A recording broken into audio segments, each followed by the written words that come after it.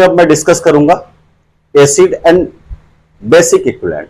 Okay, तो firstly हम बात करेंगे एसिड इक्विवेलेंट। एसिड इक्विवेलेंट क्या होता है? जब किसी भी फर्टिलाइजर को हम बहुत ज्यादा अमाउंट पे किसी भी सॉइल पे यूज करते हैं तो वो क्या करता है, सॉइल पे एसिडिक रेसिडुअल इफेक्ट क्रिएट करता है। तो इसके लिए हम क्या करते हैं, किसी भी फर्टिलाइजर को यूज करने पर उसे न्यूट्रलाइज करने के लिए, ठीक, किसी भी फर्टिलाइजर को या फिर किसी नाइट्रोजनस फर्टिलाइजर को यूज करने पर उसे न्यूट्रलाइज करने के लिए जितने किलोग्राम कैल्शियम कार्बोनेट का प्रयोग किया जाता है उसे उस फर्टिलाइजर का एसिड इक्विवेलेंट कहा जाता है। क्लियर हुआ?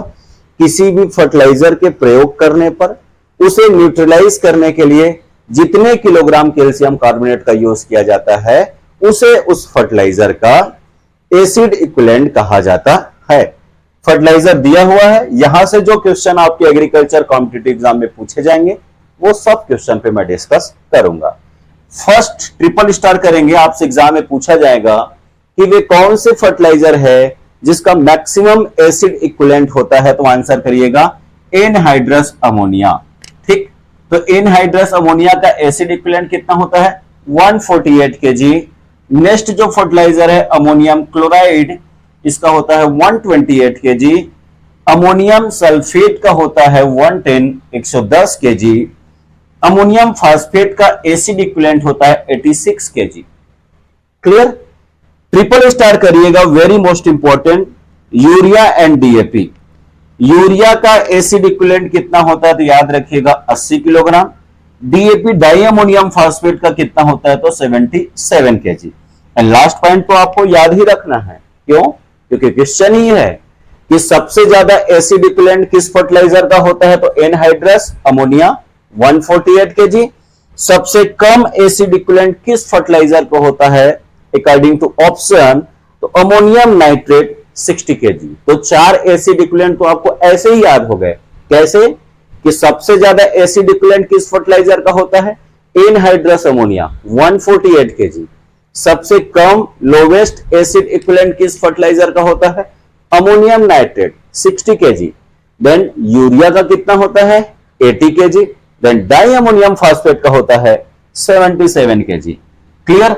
यहां पर एक क्वेश्चन और दिखाई देता है कि सबसे ज्यादा नाइट्रोजन किस नाइट्रोजनस फर्टिलाइजर पे पाया जाता है, तो मैक्सिमम जो नाइट्रोजन का परसेंटेज है 81%, वो एनहाइड्रस अमोनिया पे प्रेजेंट होता है। दो क्वेश्चन है, maximum acid equivalent then maximum nitrogen percentage की बात करेगा तो आंसर करिएगा एनहाइड्रस अमोनिया।